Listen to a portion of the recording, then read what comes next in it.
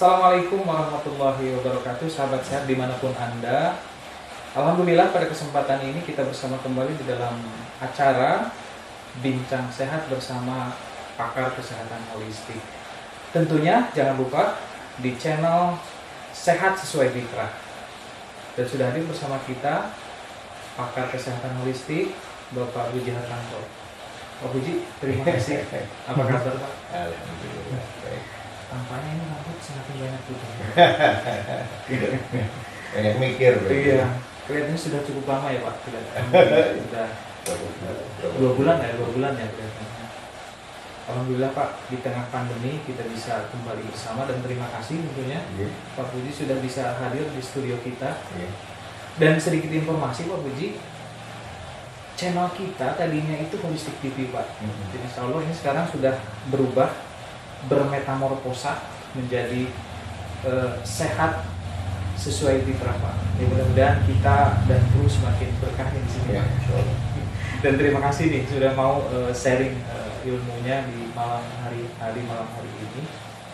Dan insya Allah kita akan coba membahas topik-topik ringan Pak Puji terkait dengan problem-problem kesehatan, apalagi ini kan sudah dekat dengan musim hujan Pak Puji, gitu. Dan tentunya kami yakin ini mewakili pertanyaan-pertanyaan seputar masalah kesehatan di tengah-tengah masyarakat Pak. Dan pada malam hari ini kita akan mencoba membahas tentang satu topik berhubungan dengan berbagai problematika, problem kesehatan terkait batuk Pak. Nah ini kami tentu sangat ingin tahu persis dari sisi perspektif holistik ini batuk ini kami persilakan Pak. Jadi kalau batuk itu kan reaksi. Jadi ketika ada sesuatu, kemudian dia berusaha mengeluarkan dengan cara membatukkan. Biasanya di dalamnya ada banyak lendir, dan lendir itu menangkap sesuatu, yang sesuatu itu sulit dikeluarkan, maka dicoba dibatukkan. Nah, maka batuk itu menyebabkan satu reaksi saja. Nah, batuk itu terkait dengan banyak hal yang kemudian mempengaruhi, bisa dari makanan, bisa dari tubuh yang kondisi lembab, bisa dari cuaca, angin. Cuaca itu nanti dibagi lagi, angin dingin, panas, lembab, kering, itu juga memunculkan batuk dengan karakter yang berbeda. Kemudian efisiensi kondisi tubuh yang kondisi kering itu menimbulkan batuk kering, kalau tubuh yang lembab menimbulkan batuk sesak yang kayak asma, tapi tipenya dingin. Ada asma tipenya kering. Terus ada juga makanan yang kemudian memicu munculnya batuk, biasanya mengandung lendir atau makanan yang sifatnya kering. Tinggal dari mana aja. Jadi masalahnya cuma itu. Nah ini sepertinya sesuatu hal yang menarik sahabat sehat holistik dimanapun Anda, karena kalau kita lihat pendekatan Pak Puji di dalam menerjemahkan atau dalam bahasa kesehatannya menganamnesa, mendiagnosa itu ada satu langkah yang mendiagnosa bagaimana tadi Pak Puji menyampaikan ada lembab, dingin, itu bagaimana dilihat dari sisi lidah itu Pak ya.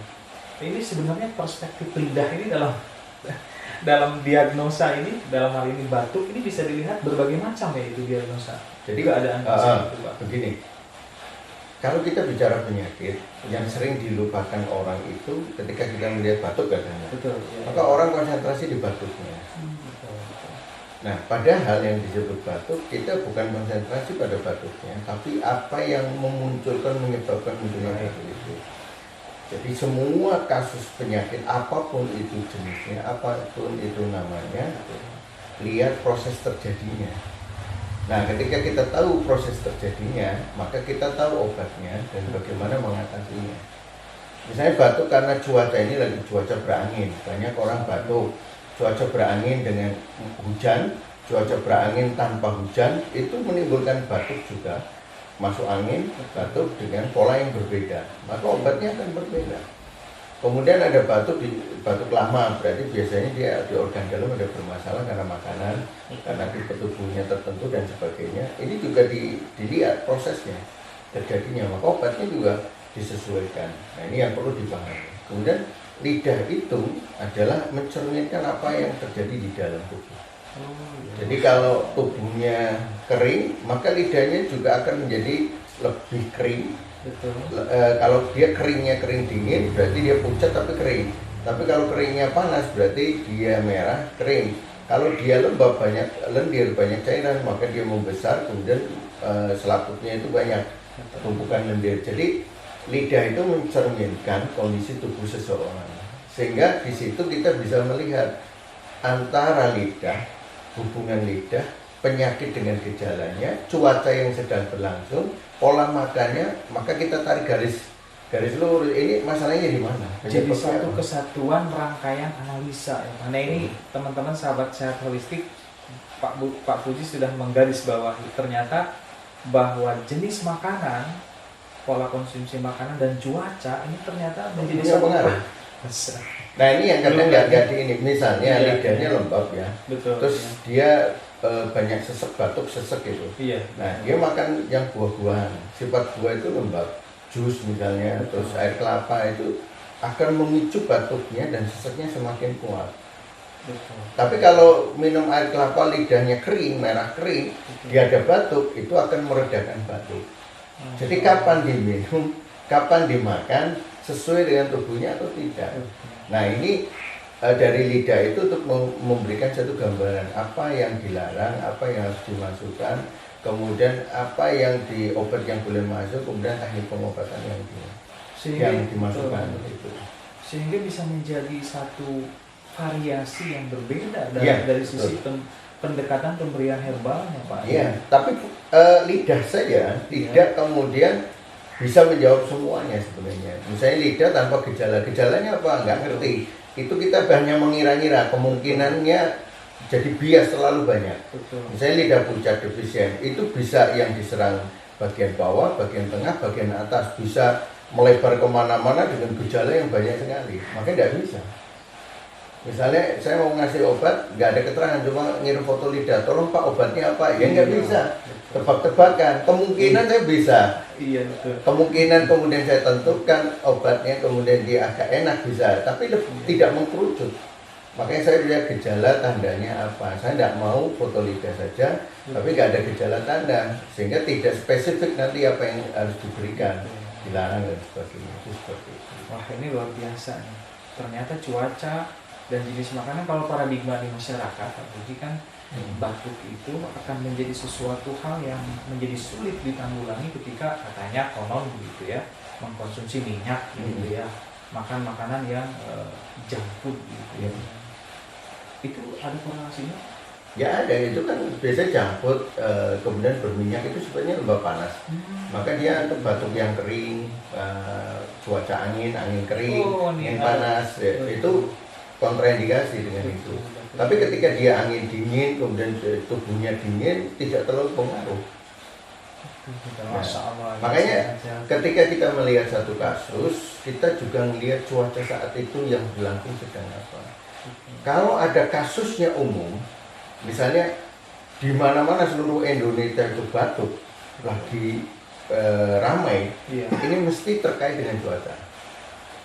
Kan nggak mungkin. Iya, betul.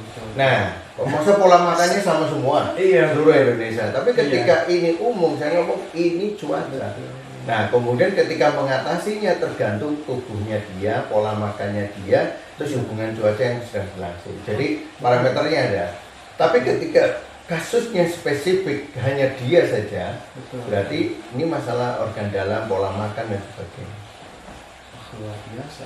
Bahkan kalau dari sisi cuaca itu kan ada di kita itu kan cuaca itu ada pada umumnya ada 3 ya Pak ya. Kalau terkait dengan konsumsi nutrisi atau makanan minuman misalkan, itu juga ada pengaruh ya Pak. Dingin misalkan es begitu, itu perspektif dari sisi logistiknya bagaimana tuh sampai bisa semakin memperparah ya kalau misalnya makanan dingin es ya. Es itu dia esnya apa? Air es saja, es teh misalnya, atau kopi dengan es, atau dia jus dengan es, atau infusi dengan es. Betul. Itu nanti karakternya beda-beda. Esnya itu hanya membawa dinginan saja, tapi yang dicampurkan di dalamnya sebagai minuman yang dengan es itu akan membawa kelembapan yang berbeda-beda. Misalnya jus dengan es. Betul. Jusnya jus yang kalau jus itu kemudian dia kalau dibiarkan kemudian berlendir, kayak buah kalau dibiarkan berlendir terus membentuk lendirnya banyak kemudian berbusa, itu akan membentuk sama di dalam tubuh kita. Esnya mendinginkan, ketika tubuh sudah bisa menghilangkan hawa dingin di es, yang tertinggal lendirnya itu. Yang ini nggak bisa diatasi tubuh kalau terus menerus. Sesekali kita makan yang keliru, tubuh masih punya kemampuan mengurai. Betul. Nah, mengadaptasi kemudian diurai, dibuang. Karena dia punya proteksi untuk mengatasi itu. Tapi kalau harian, akhirnya tubuhnya kalah. Kita kena angin ya, angin yang kita sehat, kena angin terus menerus, hujan terus menerus, mesti pada masa titik kerendahan kita tumbang.